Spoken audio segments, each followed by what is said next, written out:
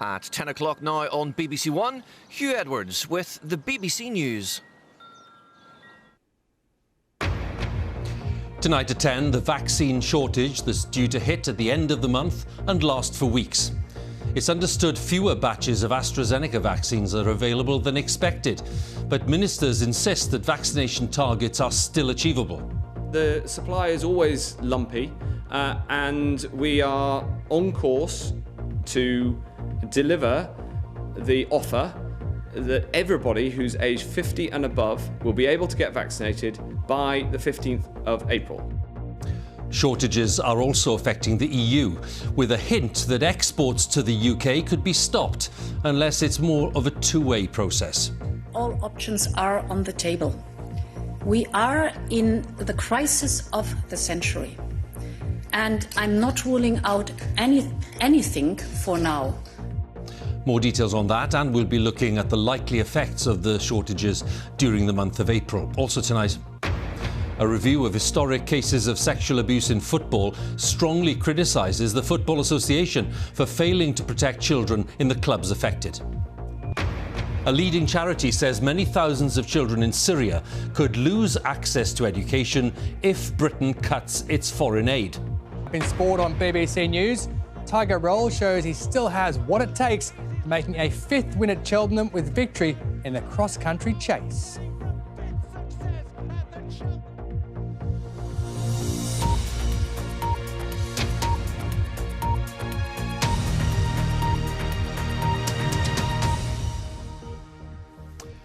Good evening. From the end of this month, there will be a significant reduction in the availability of coronavirus vaccines.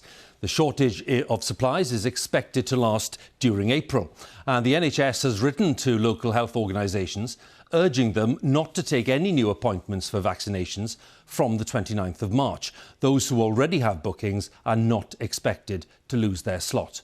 The BBC has been told that fewer batches of AstraZeneca vaccines are available than expected.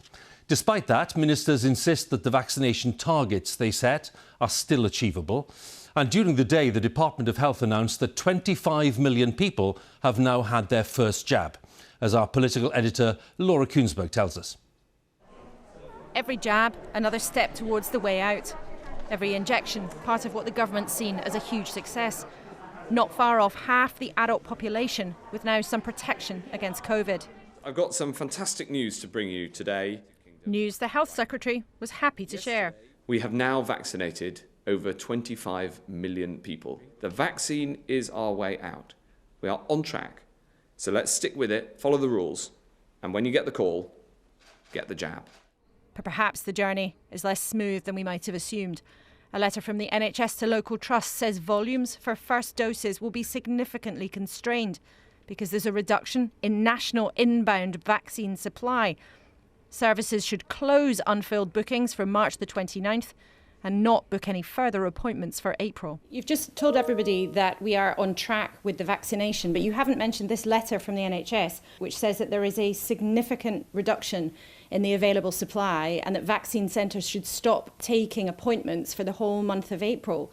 What is going on? Vaccine supply is always lumpy, and we regularly send out technical letters to the NHS to explain the ups and downs of the supply over the future weeks, and what you're referring to is a standard one of those letters. I'm told this is not just a standard glitch. Sources suggest fewer AstraZeneca vaccines are available than the NHS expected. So is the opposition convinced by the government's explanation?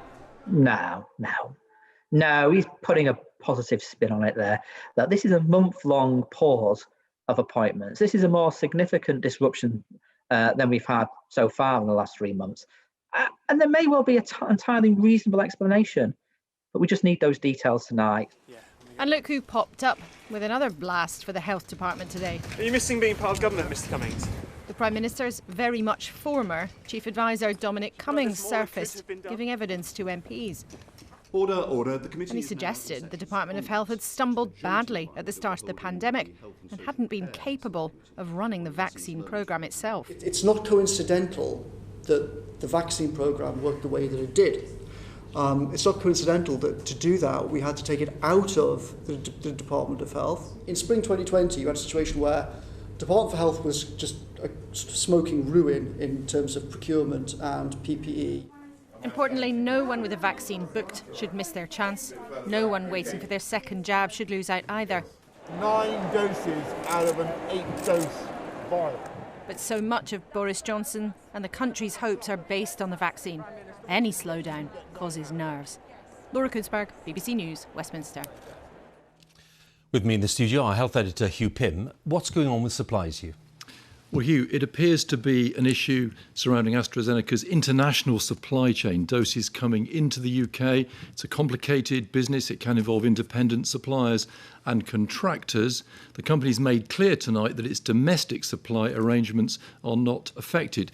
But there is, as we've been hearing, a significant reduction from early April onwards. Health officials are saying, though, that their targets, that's getting the top 9 priority groups, including those aged 50 and over and the clinically vulnerable, all offered a first dose by the middle of April. That is on track, we're told, and the overall target of all adults being offered it by the end of July. But the big difference is GPs and other vaccination clinics have been told don't send any letters out to anyone aged under 50 for the whole of April. Pause that. So that side of things is going to be delayed, certainly by a few weeks. We've often discussed the questioning around how efficient the vaccines are, how they perform, if you like. We've heard a little more about that today. Yes, officials at the Downing Street briefing were understandably saying this remains a very, very successful programme. More than 25 million people offered a first dose, who've had a first dose so far. It was said that the new research shows that it cuts transmission by 30%. That is from the vaccinated to those who haven't had the vaccine. 60% reduction was quoted in catching COVID amongst the over 70s, and a bigger reduction in risk of actually becoming seriously ill. So that's all very positive. But I think today's developments are a reminder that making big predictions about what might happen in the months ahead is very, very difficult because supplies can never be predicted that accurately. Huw, many thanks again. Huw Pym, our health editor there. All of which brings us to the latest official figures on the pandemic. 5,758 new cases recorded in the latest 24-hour period. That means, on average, the number of new cases reported per day in the last week is 5,665. The number of patients in hospital with COVID continues to fall. It's now down to 7,218. There were 141 deaths reported of people who died within 28 days of a positive COVID-19 test. That means, on average, 121 people died every day in the past week from coronavirus, taking the total of deaths so far to 125,831. Let's have a look at the latest figures on vaccinations. 433,320 people had their first dose of a COVID vaccine in the latest 24-hour period. That takes the total of people who've now had their first jab past 25 million, as I mentioned earlier. That means 48% of the UK adult population has now had its first vaccination. More than 1.7 million people have, in fact, had both doses of the vaccine. So those are the latest official figures. The European Union has been dealing with its own vaccine supply problems for some time, with some member states facing the very real threat of a third wave of infections, and tensions have been rising between individual countries and the European Commission. Ursula von der Leyen, who's president of the Commission, surprised many today by warning that unless supplies improved, the EU might need to impose limits on exports of vaccines from European factories. She said that the EU was still waiting for exports from the UK and she said they wanted reciprocal treatment.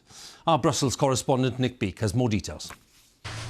In Prague, in Paris, and once again in Bergamo in northern Italy, COVID patients gasping for air. The nightmare prospect of a third wave in Europe is now real. The continent's also facing a vaccination crisis. It's not getting the doses it ordered. And today, a warning the EU would do everything needed to get its fair share. All options are on the table. We are in the crisis of the century. And I'm not ruling out anything for now. because we have to make sure that Europeans are vaccinated as soon as possible. Officials in Brussels have faced heavy criticism over their vaccine programme and have now come out fighting. The EU says it sent millions of doses to the UK in recent weeks, but seen little in return from AstraZeneca. But remarkably, 7 million of the company's jabs are sitting in fridges, and its use has now been suspended in most EU countries. It's still available here in Belgium, but increasing numbers are saying they don't want the AstraZeneca shot. I'm not sure that it will be okay if it's Astra for old people. So then that's why now I'm afraid. Everybody is afraid of this vaccine. The EU's medicine regulator is assessing the latest evidence from a very small number of cases of a possible link to blood clots. But it stresses the benefits outweigh the risks. A message amplified in today's Downing Street press conference. Vaccines don't save lives if they're in fridges. They only save lives if they're in arms, and that's a really important fact. All medicines have side effects, and all medicines have benefits, and that's the whole point. That absolute confidence in the AstraZeneca vaccine is now very hard to find in many European capital cities. But still, the EU is adamant it should get all of the British-made doses it's ordered, and has now raised the heat in this latest post-Brexit row.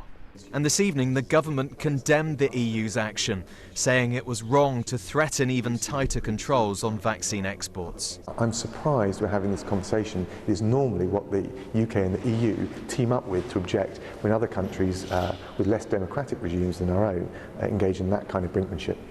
It is a deepening rift and will do nothing to ease Europe's resurgent COVID crisis.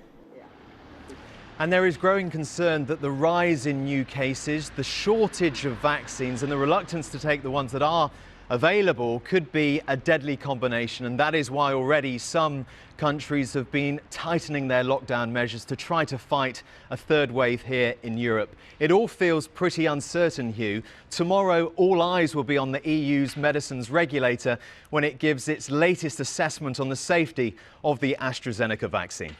Nick, more from you tomorrow. Many thanks. Nick Beak, our correspondent there in Brussels. Now, an independent review of historic cases of sexual abuse in football has strongly criticised the sport's governing body, the Football Association, for failing to protect children after the allegations emerged. The report, which covers the period from 1970 to 2005, says there was no excuse for what it calls the FA's institutional failings. Our sports editor Dan Rowan has the story. It's English football's worst scandal. Failures by both the FA and a host of clubs laid bare in a damning report on child sexual abuse. There was an institutional failing by the FA. They acted far too slowly in developing their child protection arrangements once they were aware of child protection being a problem within the sport, and they should have done more to keep children safe. Accusing the FA of inexcusable failings, Sheldon said the governing body had delayed new safeguarding measures between 1995 and 2000, but that there was no evidence it knew of a problem before then, nor that there'd been a paedophile ring or cover-up. This is a dark day, but we are referring to non-recent cases. We have to hold our hands up and apologise for the mistakes of the past, make sure we don't repeat them, but that's not to say that football is not in a safe environment today. It is. Sheldon found the FA failed to ban two of the most notorious football paedophiles, Barry Bennell and Bob Higgins, both former youth coaches now serving long sentences. These were among the survivors present throughout Bennell's trial and sentencing in 2018. Today, one of them, Gary Cliff, abused by Bennell when he played for a Manchester City junior team, learned that Sheldon found the club's then senior management failed to investigate despite being aware of concerns. How does that make you feel? Sort of vindicated, but I don't think he's gone far enough. Throughout the whole report that I've read, there's a theme of people knew or suspected, but none of the officials had the gumption to raise it with anyone. So it's disappointing in that respect. It's taken too long. It's been hell. You could say I've waited 35 years for this. It was the emergence 4 years ago of Burnell's crimes when working here at Crewe in the 80s that opened the floodgates, hundreds of former players coming forward with their own allegations. Sheldon cleared the club's former manager Dario Gradi of any major wrongdoing, but found that he should have done more to investigate concerns about Burnell. The scale of abuse identified by Sheldon is staggering. The investigation spanned 4 decades, the reports saying there were known to be 240 suspects and 692 survivors, and 8 clubs were criticised. Today came apologies from Southampton, from Newcastle United, and here at Manchester City, whose own independent inquiry found that allegations about Burnell were met with a wholly inadequate response by senior management, who were worried about the club's reputation. More than 2 decades ago, another of Burnell's victims, former youth player Ian Ackley, became the first survivor to speak out. We have no idea of how much this is going on, where it's going on and to what degree, not just in football but in other sports. And we need to be ever vigilant, and we need to ask the right questions when we place our children in the care of these people. Sheldon said safeguarding could still improve. Football forced to confront a scandal that shamed the sport and told to ensure there's never a repeat. Dan Rowan, BBC News. Some more news. A 50-year-old man arrested on suspicion of the murder and indecent assault of Stuart Lubbock back in 2001 has been bailed. Mr Lubbock was found unconscious in a swimming pool at the home of the television presenter Michael Barrymore. He'd been attending a party with 8 other people. Essex Police said the arrest was made after significant new information came to light following a renewed appeal last year. Social care leaders in England have come together to warn the government that they face a full-on funding crisis at the end of March. That's when emergency funding, which was sustaining so many authorities during the pandemic, runs out. And the group says that the failure to mention social care in the budget was a missed opportunity to tackle the immense challenges facing the sector, as our correspondent Alison Holt explains. The test before the visit. During the pandemic, this has become a vital part of life at the Victory Care Home in Kent. It's a full-time job for someone like Kayleigh to organise visits and tests for relatives, residents and staff, and it's paid for with emergency COVID funds. It means that Jerry Smith can safely see her mum Julia. Hello, Mum. How are you? But this vital government money, which also helps with infection control and extra staffing, is due to run out at the end of March. We haven't got out of the pandemic as yet, so we still need to, keep the precautions going for a bit longer until everyone's had the vaccine that's going to have the vaccine. Today's statement from what's described as an unprecedented alliance of care leaders says the need for certainty over funding is urgent. Certainly those providing services warn fees from councils and the NHS won't cover the extra costs. We have a sector that will be paying out more than it is getting in, and that will lead to people giving up provision. That will lead to care homes closing. It will lead to home care providers leaving the sector. There was real disappointment when there was no mention of social care in the budget, and today's statement from people providing care and those needing it voices their frustration and their desperation for a long-term plan. Care leaders want the government to publish long-promised ideas for reform by the summer. So if we don't lay out a plan for social care, then we're going to continue to limp from crises to crises. And that means not enough people working in social care. It means people not getting the support, or there being gaps in the support. Christy Michael knows what that feels like. She's her mother's full-time carer. Both have significant health needs and used to get free council care. But when they moved, Christy no longer qualified for help, and her mum had her support cut by a quarter. They were also asked to pay £75 a week towards it. We decided to stop the care. We just could not afford it. We really would have struggled. We already needed food banks before, when we were getting free care. And that means now that I have to dedicate my entire life to looking after Mum. The government has said it's reviewing the emergency funding, and today indicated plans to reform support for older and disabled people will be published by the end of the year. Alison Holt, BBC News. Thousands of schools in Syria have been destroyed in 10 years of conflict. The UN says it's a deliberate ploy by President Bashar al-Assad to terrorise communities. That's a charge that he consistently denies. And now the charity Save the Children warns that planned reductions in British aid to Syria could lead to hundreds of thousands of children losing their access to education. Our Middle East correspondent, Quentin Somerville, has the latest of our special reports on 10 years of conflict in Syria. To be a parent in Syria is to carry the world on your shoulders. For Abu Bahar, his burden is constant vigilance. For years, he's watched the sun set and rise from this hilltop, waiting for the next attack. He's a flight spotter, a one-man early warning system, protecting the village below where his wife and 5 children live. At the end of another long shift, he calls home. لا بابا كيفك كيف صحتك صباح الخير يلا هالكام يوم بكوني عنكم تسلمي يا بابا تسلمي ديروا بالكم على حالكم وتصرفوكم من المدرسة انصرفوا لأنه اليوم راح يطلع طيران كتير يلا سلام. He knows firsthand the fear and the fury the warplanes bring. The screens in this playground are of terror.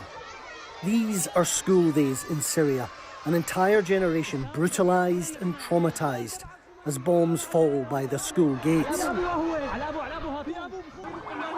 How do you break the opposition's will? Target their children, their teachers, their schools. There have been thousands of attacks on schools since the war began. They are relentless in opposition areas and come mostly from regime and Russian bombs. Taken as a whole, it's a systematic terror campaign against children. In October 2016, a parachute bomb dropped steadily onto the school in Has. Inside are pupils as young as 5 years old. 36 were killed in a series of strikes that day. 21 of them were kids. 5 years later, with their parents' permission, they told us what happened. أنا بتذكر كل شيء، بتذكر إنه كان عندنا أول حصة إملاء، وكانت الحصة الثانية رياضيات.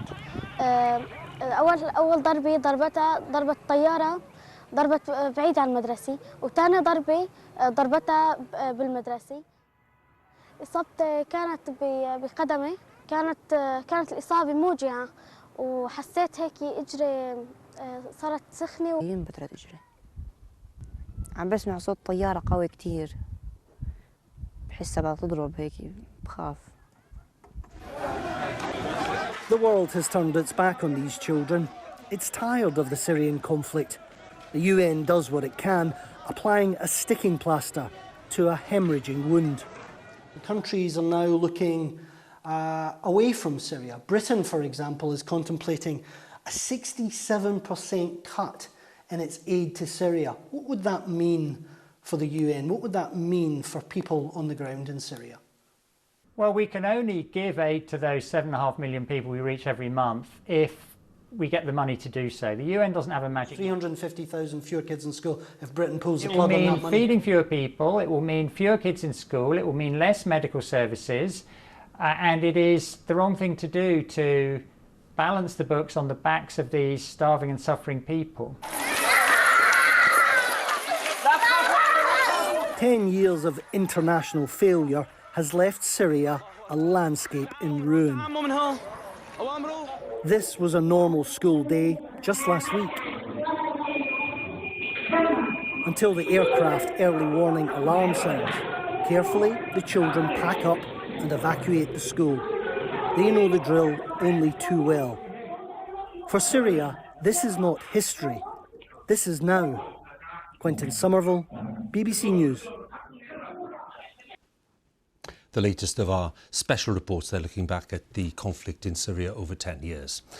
Now, England's care regulator, the Care Quality Commission, in a report to be published tomorrow, is expected to raise serious concerns about the use of do not resuscitate orders during the pandemic. Families and charities say that the orders, which can deny people potentially life-saving care, have been wrongly placed on elderly and disabled people over the past year at unprecedented rates. Our social affairs correspondent Michael Buchanan has been hearing the experiences of one family. She was just lovely in every sense. Sonia De Leon, sewn to her family, was defined by much more than her schizophrenia and learning disabilities. Sonia had an absolute zest for life, loved being with her family, you know, always smiling, always laughing. Sonia has got the moves. She's got the moves. But when the 58-year-old went to hospital last April, her lifelong conditions influenced her care. Initially admitted with a fever and respiratory problems, she tested positive for COVID, and a do not resuscitate order was placed in her medical notes. We'd had no consultation. At no point were we told that that had taken place. We would have disputed that, and we would have said we don't want that in place. Sonia's records contain 2 do not resuscitate orders. One cites her learning disabilities as a justification for it, breaching NHS guidelines. The hospital said an error was made filling the form. Absolutely, I felt like Sonia was totally written off. She was dehumanised, and, you know, her life wasn't of value. I just thought it was just morally and ethically reprehensible. It just shocked me to the core. Sonia De Leon was in and out of Southend University Hospital throughout April. She died at the end of the month from a heart attack. The hospital said a second do not resuscitate order was appropriate and was discussed with 2 family members, Sally Rose and her 85-year-old mother. I can't describe the love that my mum has for Sonia.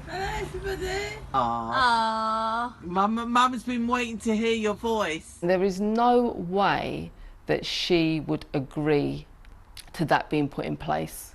Absolutely no way at all.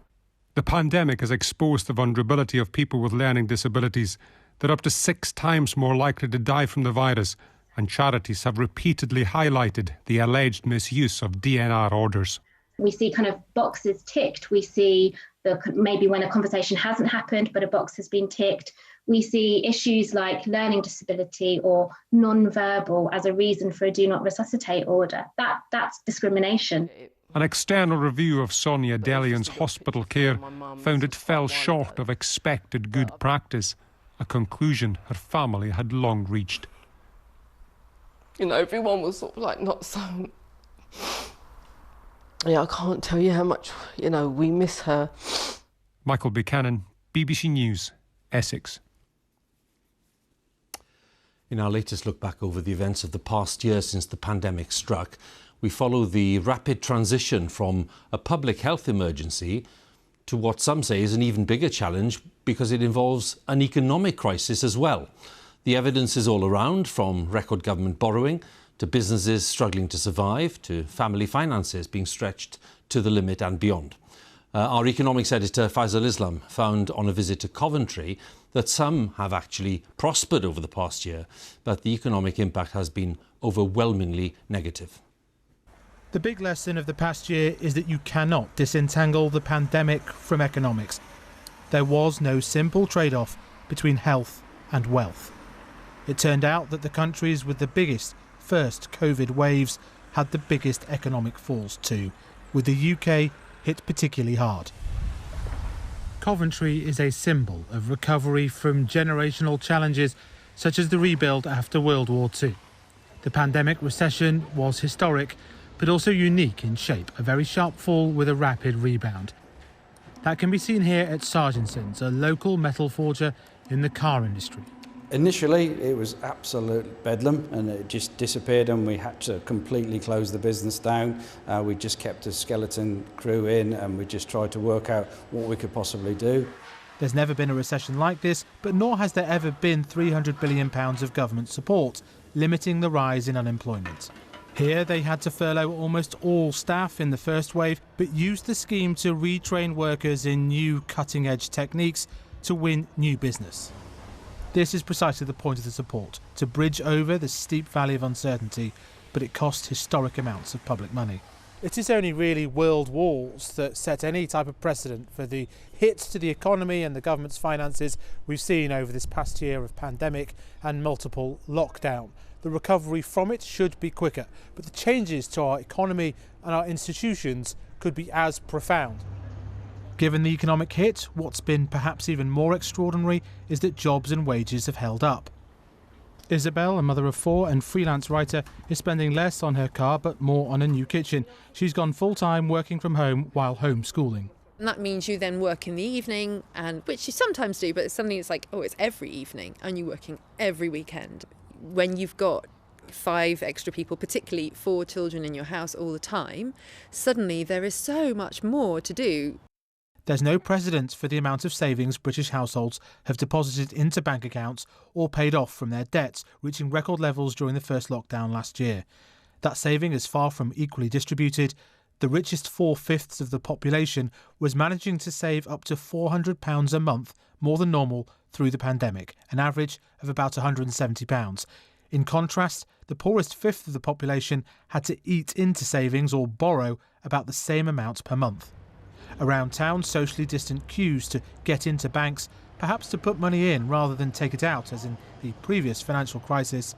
Elsewhere, things are far from back to normal. Most of these shops will reopen, some will not, because we've seen a generational shift in how we buy and consume that will change our high streets and our city centres forever. The rise in the proportion of online sales has been staggering. It took a decade to grow slowly from 10 to 20% of total sales. In just 12 months, that has jumped to 36%, change that would have taken a decade and a half in just 1 year. So as the tide goes out on the support, the pandemic aftermath will see enduring changes to the way we work, spend and live. Faisal Islam, BBC News in Coventry. Just time for some football news. Chelsea have been fighting for a place in the quarter-finals of the Champions League, and my colleague Andy Swiss was watching. Hoping to make it an English hat-trick. For Chelsea, a chance to join Liverpool and Manchester City in the quarter-finals, and it left Chelsea firmly in control at the break. After it, they continued to dominate, Ziyech once again showing his skills as Atletico tried to cling on. But instead, their night just got worse. An elbow to Antonio Rudiger's chest, earning Stefan Savic a red card. Before teammates certainly enjoyed it, and with the quarter-finals now beckoning, well, who can blame them? Andy Swiss, BBC News. And that's it from us. Now on BBC One, it's time for the news where you are. Have a good night.